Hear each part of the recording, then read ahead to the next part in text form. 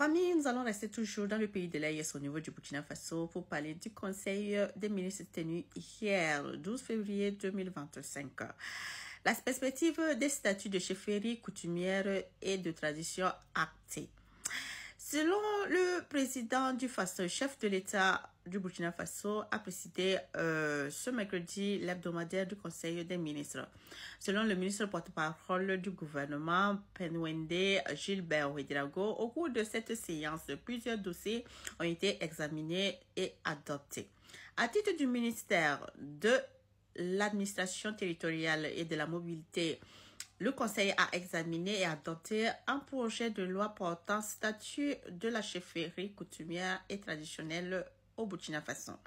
Pour le ministre d'État chargé de l'administration territoriale, Émile Zerbo, ce projet de loi permettra de réagir l'une des plus anciennes institutions de notre histoire, qui a été impliquée dans la résolution de plusieurs crises traversées de notre pays.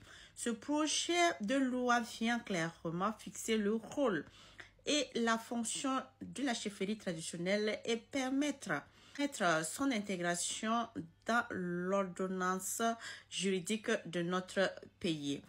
Il permet de revaloriser la chefferie coutumière et traditionnelle afin de participer à la consolidation de la paix au Burkina Faso. Le texte prévoit aussi les modes d'évolution de la chefferie traditionnelle, indiqué le ministre Émile Zerbo. Rappelle également que les textes interdit et sanctionne l'autoproclamation. Attention, pas de numération, pas d'activité politique pour les chefs coutumiers.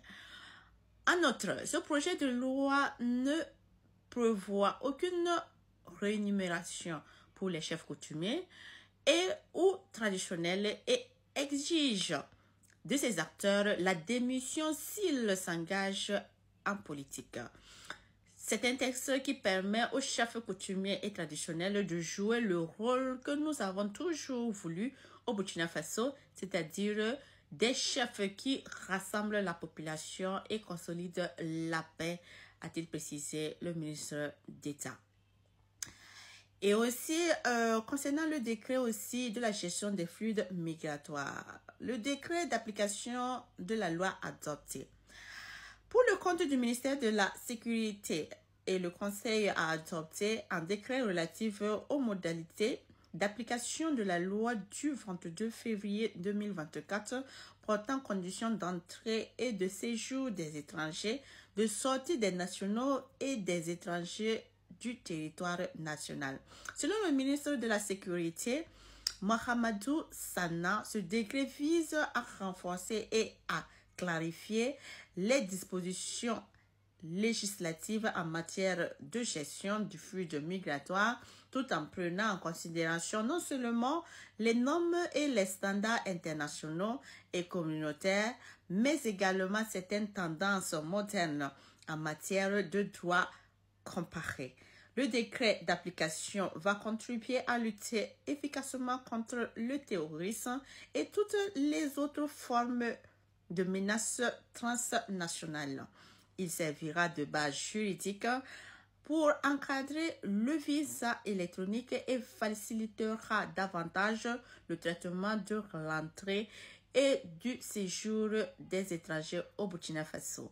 Le ministre de la Sécurité rassure que ce décret d'application tient compte des décisions prises au sein des pays de la Confédération AES, des normes communautaires, des conventions internationales ratifiées par notre pays et du principe de réciprocité.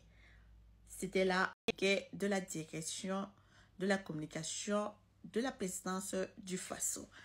Bravo encore à nos dirigeants de fierté d'honneur. Bravo au président d'avoir pris ces 2 degrés parce qu'elle va permettre vraiment sur le côté de la chefferie traditionnelle de mettre les choses au clair, de pouvoir séparer la politique à la chefferie parce que ça amène beaucoup de problèmes et aussi le côté de l'autoproclamation aussi va permettre aussi d'arrêter d'aller se proclamer soi-même chef et créer des problèmes à l'interne. Et le flux migratoire, bravo d'avoir mis en disposition ce visa électronique qui va permettre de pouvoir sécuriser le territoire du Burkina Faso parce que nous sommes en temps d'insécurité et on ne peut pas se permettre de dire que nous allons laisser les frontières comme ça en temps d'insécurité, en temps de terrorisme qui gangrène et qui menace au fait nos territoires à partir de nos voisins. Donc, on doit faire très attention. Merci beaucoup, famille. Excellente journée.